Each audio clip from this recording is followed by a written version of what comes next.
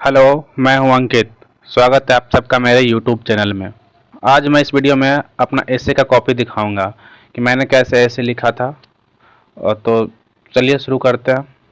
तो जैसे कि ये एसे का कॉपी आता है, तो सेक्शन 1 में 4 एसे रहता है। इसमें से किसी एक को सिलेक्ट करना होता है। तो मैंने सेलेक्ट किया था 3rd नंबर वाला, पर्यावरण और संतुलन सृष्टि का विनाशक है। तो ये मेरा एसे है। मैंने शुरुआत किया था उस टाइम कैलिफोर्निया के जंगल में जो आग लगा था वो बहुत ही ज़्यादा न्यूज में था। तो मैंने वहीं से स्टार्ट किया। कैलिफोर्निया के जंगलों में फिर से आग लगी है। आग इतनी भयावह थी कि एक आंकड़ों के अनुसार लगभग 300 बिलियन डॉलर की आर्थिक क्षति हुई है, जो कि वर्ष 2023 के ग्रीस के सकल घरेलू उत्पाद के बराबर है। यह डाटा मैंने कहीं न्यूज में पढ़ा था तो उसको मैंने लिख दिया था, मुझे याद था।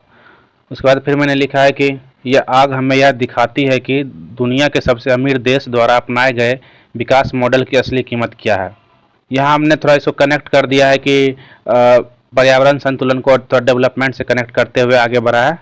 उसके बाद फिर मैंने लिखा है कि यदि सभी राष्ट्र संयुक्त राष्ट्र अमेरिका एवं यूरोपीय संघ की दर से पर्यावरण दोहन शुरू कर दे तो हमें जीवन जीने के लिए कई ग्रहों की आवश्यकता पड़ेगी। फिर मैंने यहाँ अमेरिका और यूरोपीय संघ का एग्जाम्पल दे दिया, क्योंकि औद्योगिक क्रांति में इन लोगों ने बहुत ज़्यादा दोहन किया था पर्यावरण का, तो उसको कनेक्ट किया मैंने। उसके बाद मैंने अगला लाइन लिखा है कि इस निबंध में हम चर्चा करेंगे कि पर्यावरण और संतुलन के क्या कारण है, इससे क्या परिणाम हो सकते हैं तथा इसे कैसे संतुलित किया जा सकता है। अब हमने ये बता दिया है कि हम आगे ये सब लिखने वाले हैं। तो उसके बाद फिर हम यहाँ से अगला लाइन पैराग्राफ चेंज करके मैंने लिखा है, ऐसा नहीं है कि पर्यावरण दोहन सिर्फ अभी शुरू हो रहा है, अपितु आदिम काल में भी आग के खोज से पर्यावरण दोहन शुरू हो चुका था, परंतु उस समय मानव की लालच उतनी नहीं थी कि वो आवश्यकता से अधिक दोहन करे। आज के युग में देखें तो मानव लालची हो गया है।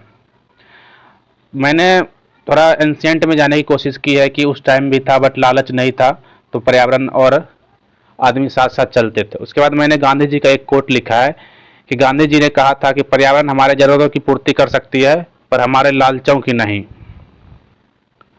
उसके बाद फिर पैराग्राफ चेंज करके मैंने लिखा है, पर्यावरण दोहन से असंतुलन बढ़ा है, इस दोहन के अनेकों कारण विद्यमान है। अब मैं यहाँ से अपने पर्यावरण दोहन के कारण को बताना चाहता हूँ इस विषय में।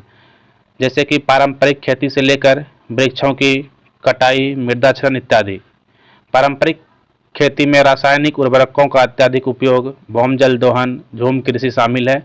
भारत में सर्वाधिक सिंचाई नलकूप से 47% की जाती है। मतलब मैंने यहाँ थोड़ा डाटा भी डाल दिया है ताकि पॉइंट सही लगे और एग्जामिनर थोड़ा चेक करे तो उसको लगे कि नहीं वैलिड पॉइंट है।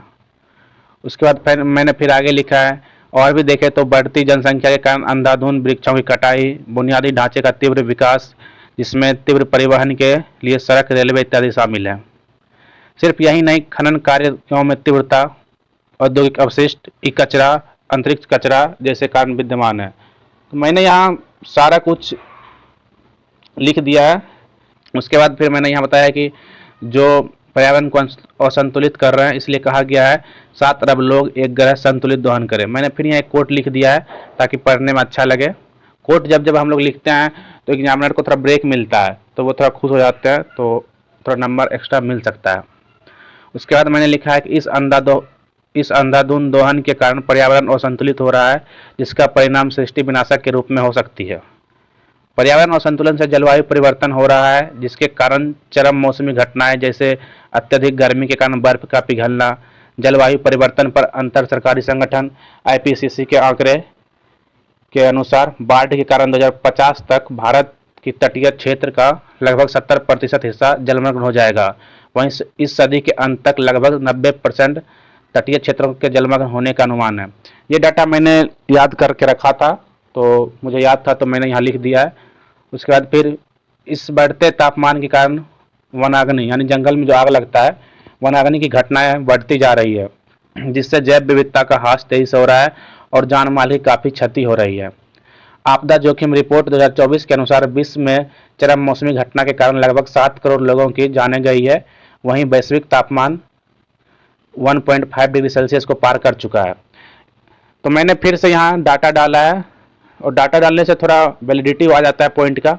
उसके बाद मैंने फिर एक कोट लिखा है कि इसलिए वान की मून ने कहा था, पृथ्वी हमारा घर है और हमारा कर्तव्य है कि हम इसकी रक्षा करें।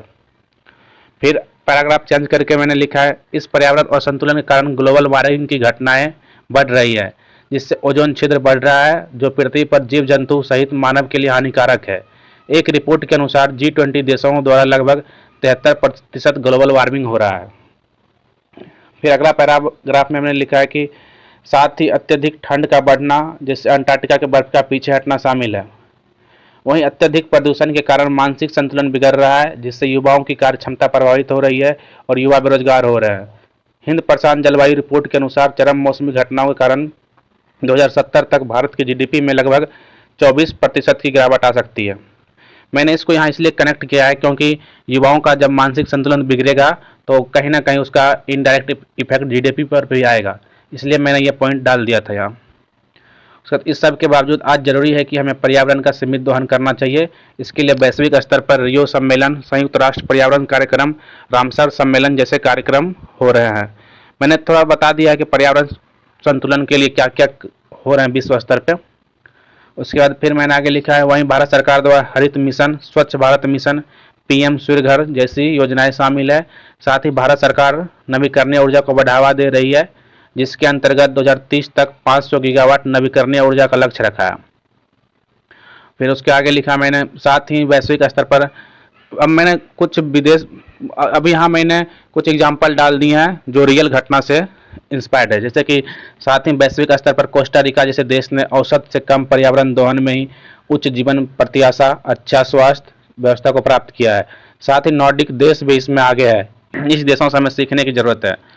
कोई भी ऐसे रहे तो उसमें नॉर्डिक देश हम लोग डाल देते हैं, क्योंकि नॉर्डिक देश हमेशा हर चीज़ में आगे रहता है, चाहे कोई भी इंडेक्स देखते हैं तो, इसलिए मैंने यहाँ यूज किया था और ये डाटा मैंने पढ़ा था। इसलिए कहा गया है, जो घर बनाओ तो एक पेड़ भी लगा लेना, पंछी सारे मोहल्ले में चहचहाएंगे। अतः जरूरी है कि हमें सिर्फ उच्च जीडीपी एवं उच्च एचडीआई रैंकिंग के पीछे भागने से ज़्यादा जरूरी है कि हमें पर्यावरण संतुलन पर ध्यान देना चाहिए। पर्यावरण संरक्षण करना अनिवार्यता ही नहीं, सिर्फ काल्पनिक सपना ही नहीं है, बल्कि 21वीं सदी में जीवित रहने का अचूक मंत्र है। मैंने यहाँ थोड़ा बता दिया है कि क्यों जरूरी है पर्यावरण और संतुलन।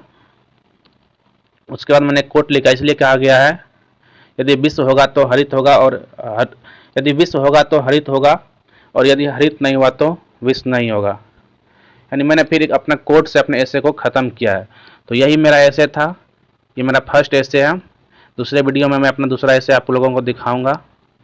यहाँ तक वीडियो देखने के लिए धन्यवाद।